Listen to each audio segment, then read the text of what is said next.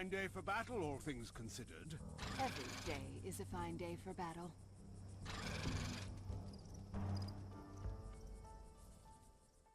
Hello everyone, welcome back. Today we're going to be defending the Pale Sea with what amounts to our best troops. At this point in the game, saying our best troops is kind of like saying our least worst troops, because our truly best troops are currently holed up in houses making the next generation. So the Pale Sea, aside from looking like it used to be underwater, you got all this nice coral stuff around here, also has these burst bushes. One hit, 1 point of damage, and they explode and damage things nearby them, which I can use, or I've seen enemies use them as well. The layout tends to be these little sections like this one here. These little, we'll call them nodes, spread out around the map, and they're mostly separate from one another. You can generally clear out one node if you're careful without alerting the things in the next node over. Up here I can see, well, as you guys saw when the mission started, 3 seeds up here, 1 seed down here. So they all spotted me, so they're all going to come at me, so I want to clear them out as quickly as possible. I actually want to go for these 3 rather than this 1, because I've got the firepower, probably have the firepower for it, and because I could see more of this node than I can of this node, so there's less chance of alerting something else. So this mission is seeds and lapses, so as usual I'm prioritizing the lapses. I'm going to start with the alchemist, because I could potentially take both of these guys out with 1 shot. Actually, if I don't have to use up a flask, let's see if I can do this without using up a flask. Of course, the caberjack is out of range, but I can probably get all the hunters in range. I did not bring Kevin Duffy this time. Okay, I can get them all in range. So the alchemist is my last resort if I can't make the rest of it work.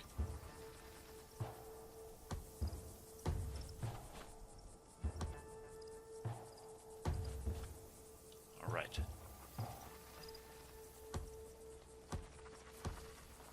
And none of these guys do I really need to level, because none of them are actually members of houses yet.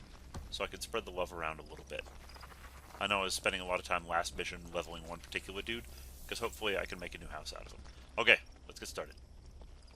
Do I have any backup on that target if I do? Okay, that's one the alchemist is probably going to have to take out. 93. Ugh. Okay, at this point,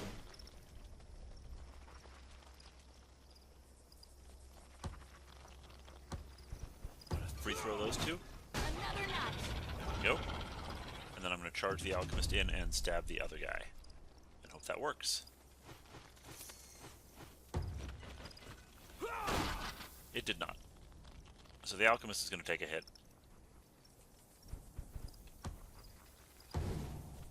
Oh well. Okay, so that didn't go as well as I'd hoped. Better plan. Well, no. The original plan would have gone about that well as well.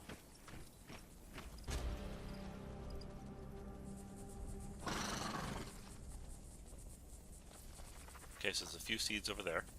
3. And this guy. Like I said, they don't really do enough damage to matter, although it does start to add up after a while. Caberjack, you got nothing else to do? Oh, your accuracy is so terrible. So let's do this. Okay, I'm not going to increase my damage at all. So we'll do it the hit you with a stick way, rather than the charge way. Pretty sure charge is a much higher accuracy than the other attacks, so if I'd wanted to use the ability, I could have lined it up right. Charge is nice. As you saw when I activated it, you can only charge in straight lines, but it is a much more powerful knockback attack that gets more damage and better chance to knock back the further away you are when you start the charge. It's a great way to, especially with a slower hero, because you saw how it could reach like that far. It's a great way to get some better ranged attacks with the caberjack. Okay, let's fall these guys back a little bit. Finish clearing out this node. He can't move stealthily because he was currently in sight range of something, so you move him out of sight range, and then you stealth him. we'll finish clearing out this node, because I'm not too worried about those seeds behind me, and now that I see that it is clear, I will kill the seeds coming up behind me.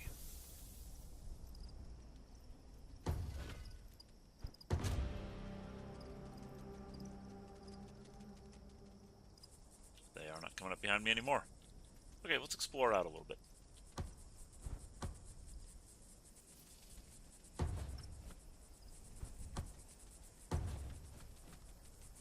Looks like this node over here is pretty clear as well.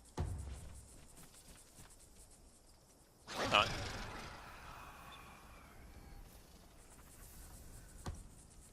So we're going to move these guys up, but we're going to keep them up against this wall, because when we kept a guy up against the wall before, it didn't spot the lapse. Although, that's awfully close. That's why I'm moving them that first move. Why I was using the first move to put him up against the wall rather than just taking the long move out, was so that I could make sure they were as far away as possible. And he's got no stealth that'll put him close.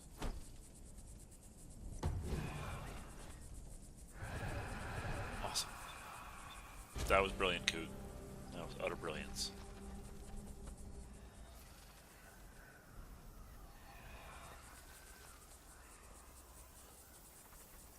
Good, didn't spot me. Okay, so at this point, I got these guys surrounded. Could throw a flask, but let's save that for later. Let's start with the hunters.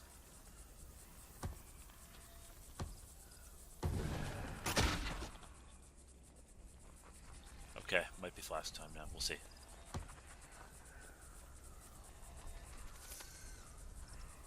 Start with the hunters again. Still looking good.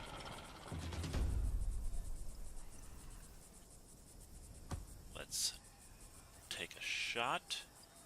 Follow up? No, I'm actually going to want to move to get him out of sight of that other lapse if the other lapse comes back. Then take the shot. And I've still got two dudes who can kill it, except it's going to explode. So, let's demonstrate charge, shall we?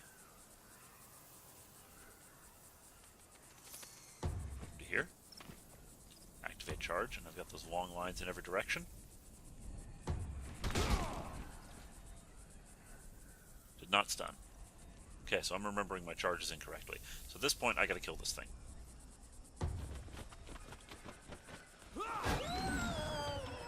I'm okay with getting stunned by the blast if it happens. It's only a stun, it's not damage, and it's not XP loss. So not my finest moment ever, but you got to see how charge works. Punch them backwards, especially effective if they're up against a wall. You can do staggering amounts of damage with an effective charge.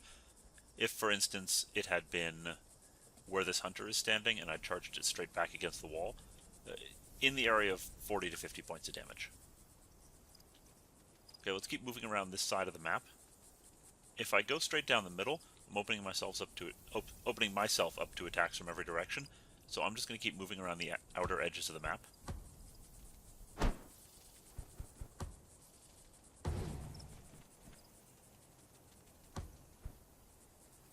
Again, the hunter's going first, because they can hide once more.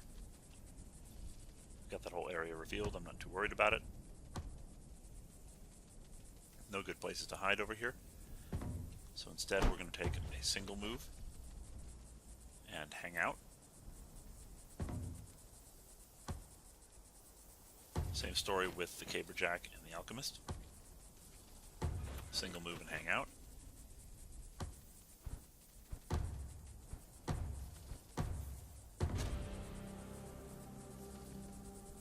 There's that lapse I was spotting. Can I get a stealth move up? Yeah, but only if I'm willing to. And I'm not willing to do a double move up with him right there. There it is. Because if I'd moved up to here, I would have been right next to it and a potential target at that point. So I know there's the lapse there. I don't know if there's anything else I need to worry about. So maximize firepower. Get everybody up here before I make a move. The Caberjack is slow, so he's going to trade spots with the hunter so that he can be closer. That thing does not currently have a line of sight on me. I can totally throw a flask over the wall at it, but I'm not going to at the moment. At the moment, I'm going to end turn. And they're still wandering around over there. They can keep doing that.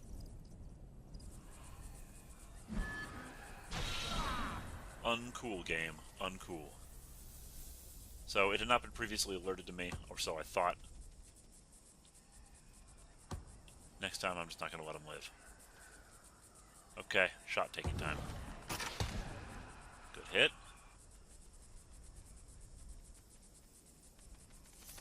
Get the caberjack into attack position. Awesome.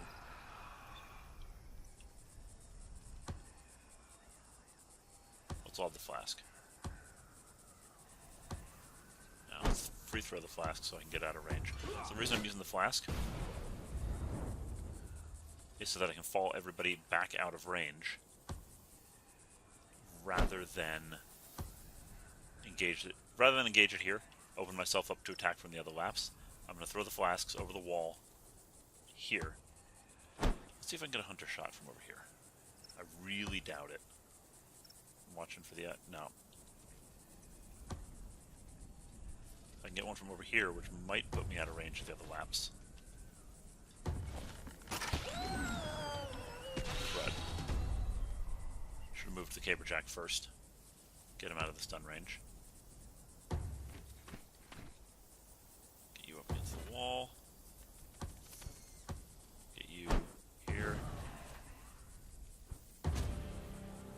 And wait on the other laps. Good. So I moved everybody far enough back that it could not effectively move up and attack them. Right, let's punt him backwards. Let's see if I can do it with bows first. You could use a little bit of XP, you're about to level. Just one hit. There's 2 hits. Apparently he has earned the nickname Lusty, which confuses me.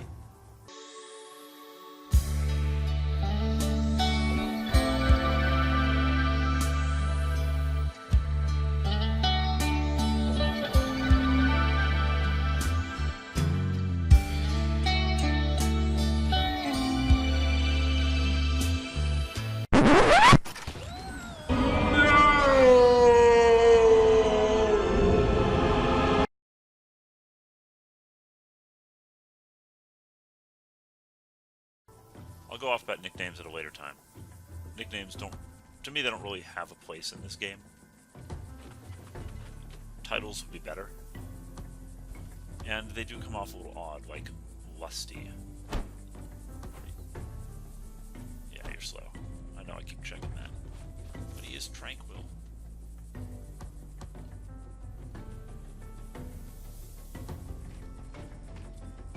Okay.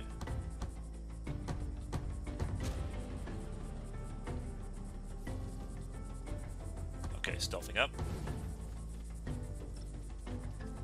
Stealthing up.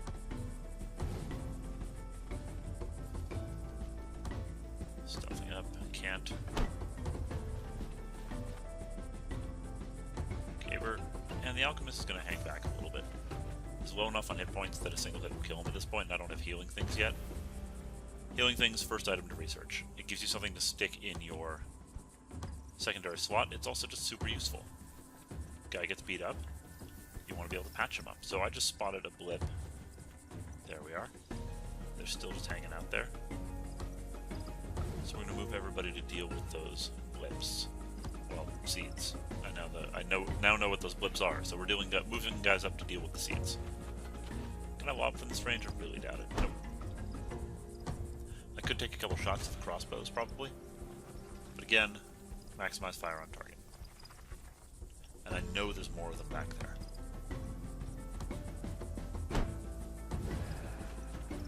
Take the shot.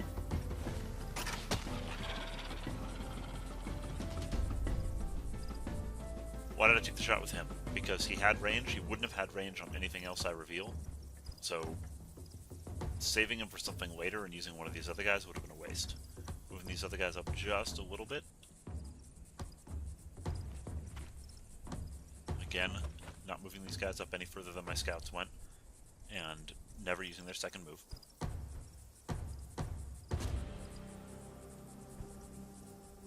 At this point, I'm using the caberjack to scout, because I know there's some seeds over there somewhere. there's no good hiding terrain, and if there are some seeds, I want to be able to move the hunters in and pop them. There wasn't, so now I'm going the other way. I'm checking out this next node.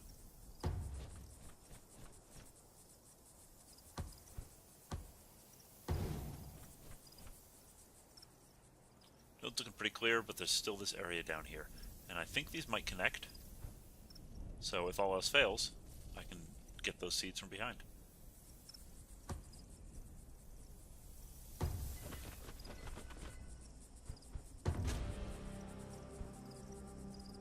Those seeds are probably the last enemies on the map.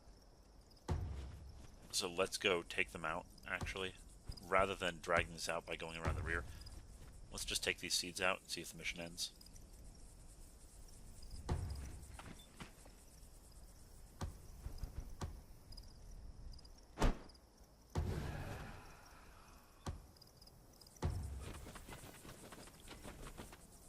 Can't get him safely anywhere, so he will not be making a second move.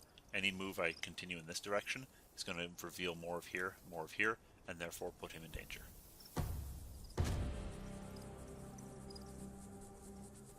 There's the seeds. Okay, I know there's at least one more back there.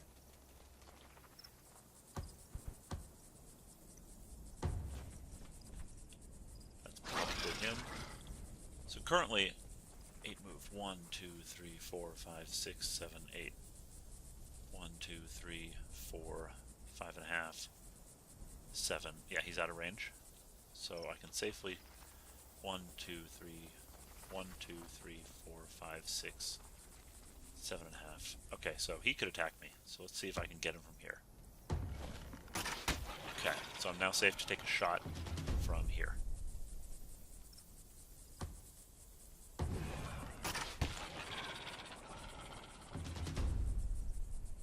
Is that it?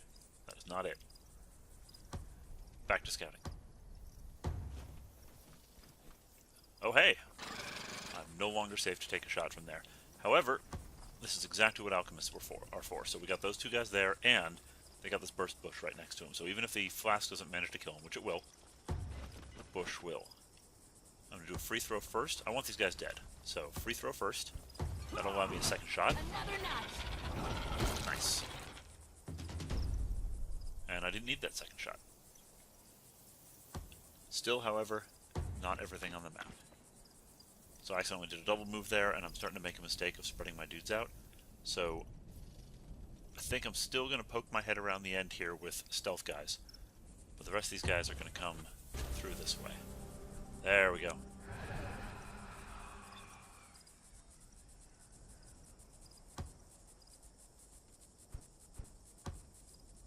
Yeah, look at the range on charge. I'd like to say falling back is the better idea, but after the way that last one went, no, falling back is still the better idea, because I've got line of sight blocking cover here. So we're going to do exactly that. I'm going to fall this guy back until he's out of line of sight, because that'll let us stealth move. There. Fall this guy back out of line of sight, and that way nobody's a viable target anymore. We're going to move the rest of these guys up to support.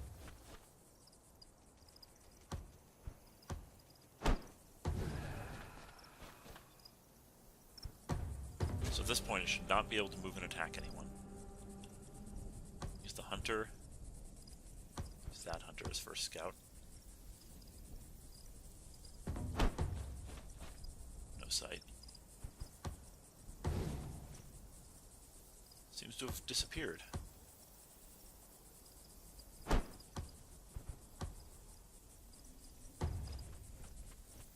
Aha. Okay, so I might be able to take this one out with what I got. First, we're going to flask it.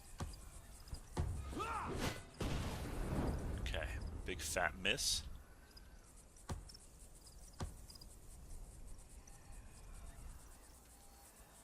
Let's stun. So, moving these guys as I did, taking two of my hunters out of play by stealthing them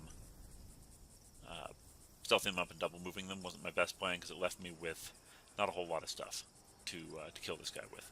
Also, a claw might have been a better call than throwing a flask at it, even though the flask does more damage. Well, there we go.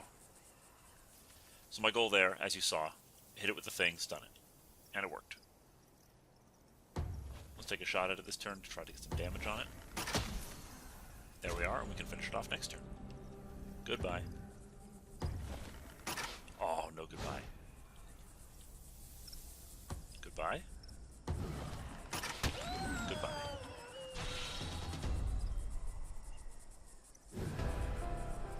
There we are. Okay. Since you and your heroes did so well here, I'll try and make sure their ride home is more pleasant and less vomit-inducing. They've earned it. So I spread the kills out a little bit more, and there were a little bit more of them. I'm a little surprised I got a hunter with no kills on her.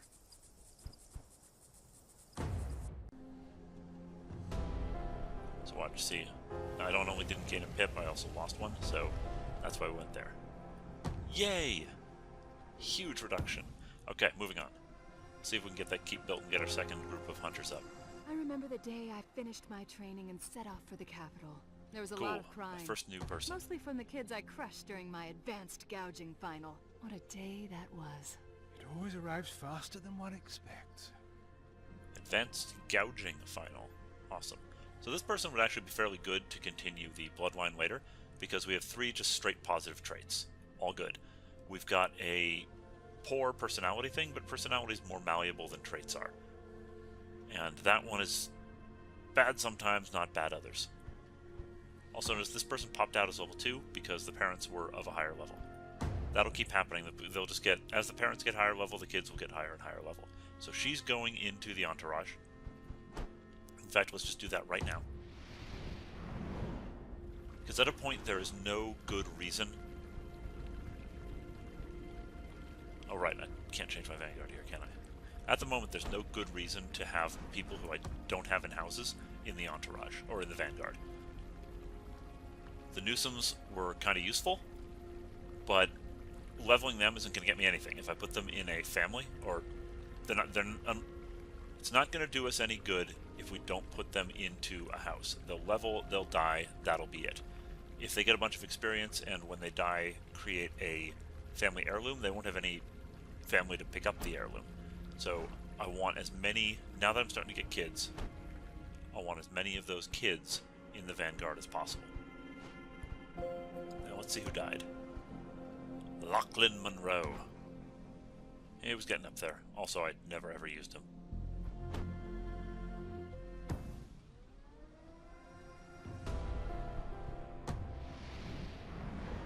Cool, so we had a plan for this. This one was going to be another hunter keep. I guess I could continue the Newsom line. I mean, quick study is good, tranquil is good, slow, sickly. You can work traits out. It's not like the kids are going to have the exact traits of their parents. But I might actually make it a different family and just marry him into it. Like I said, I kind of want it to be a hunter family.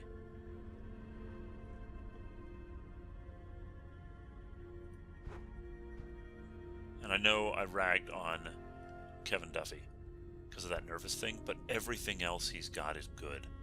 So this may very well end up being the Duffy family. And as I said, we can work nervous out as they age. You were terrible. We knew that. Brainy, strong-willed, rebel. Okay, I know what this family is going to be. So we're going to marry Kevin Duffy to Heidi Garrett.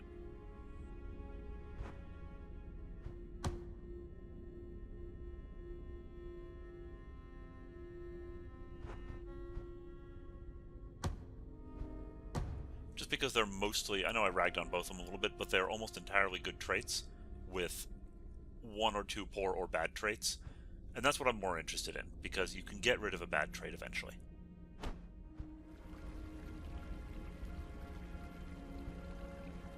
So at this point, I could build a Crucible and get a trainer, which would be good. I could build a Sage Rights Guild and get researchers, which would also be good. But, like I said, health vials are useful. I can finally start using that gear slot, and I can patch up my guys in the middle of combat. So health vials it is. Why am I not building a caberjack keep? I've got no good caberjacks. It's like getting the mail, only randomly and every few years. So, nothing like the mail.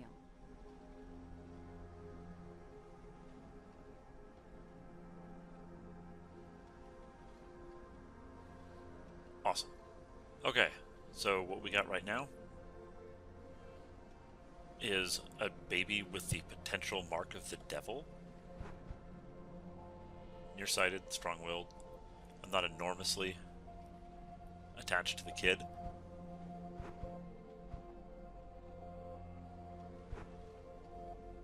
I'm kind of attached to both the parents.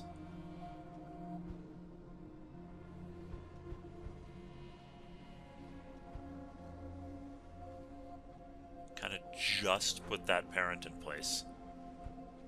Let's pour Chalice water on the baby. Yay! No actual Mark of the Devil. Well, Mark of the Devil that was cleared up by pouring Chalice water on it. Never know what the Chalice is going to do. Could be good, could be bad. Could blow up in your face and kill everybody in the room. Health file's done, awesome. At this point, I could get myself some upgraded weapons, some upgraded armor. Let's start that Crucible. Let's get a trainer in here. So why am I not building the Sage Rights Guild? Why am I not building for research? Let's see how many heroes I got. Actually, I got a lot. So I could potentially build that Sage Rights Guild now. Let's actually do that. So this increases research, but you've got to put a lot of people in it. And that's the reason why I was kind of balking at it. Let's put it in a region that's already protected by a region I'm going to want to protect. What the heck do I mean by that? So I've already got a keep here. By putting the Sage Rights Guild here, it's protecting, or it's protected by the house. Built the Sage Rights Guild there. I do want to take this place for bonus kill XP. I'm thinking I'll put my Crucible there. Actually, let's change the plans. Let's change research. Let's do the Crucible now. Because again, Crucible only takes one guy out of play.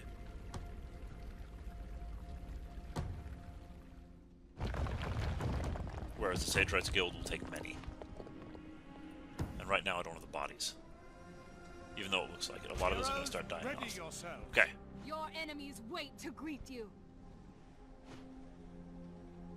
Ooh.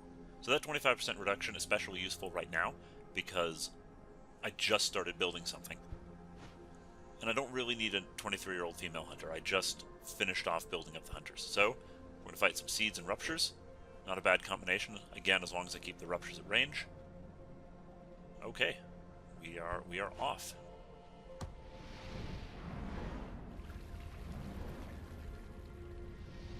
Okay, we're prioritizing people who are members of a heroic house. So, first of all, the Lovecrafts. Yeah, kind of like you. We already figured that one out. You're getting pretty old. So, Philippa, you're up. Logar, I don't really need you anymore. I mean, you're good, but I just stuck another alchemist in there.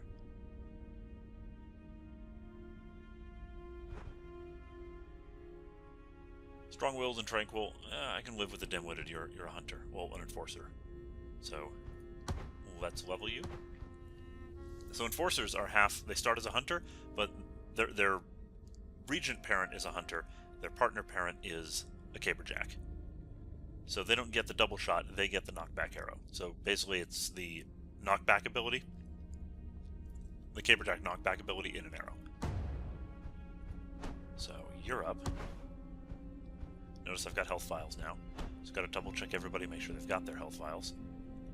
See if I've got anyone else from one of the families. He's got a title. I gotta keep the title around. Oberon's more accurate, although he's getting up there. Alright, let's see if I got any family members to replace him with.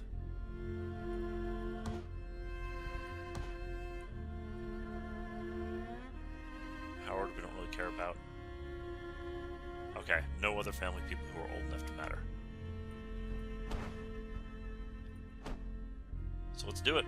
We've got our first 2 heirs, and everybody else is just holding the fort.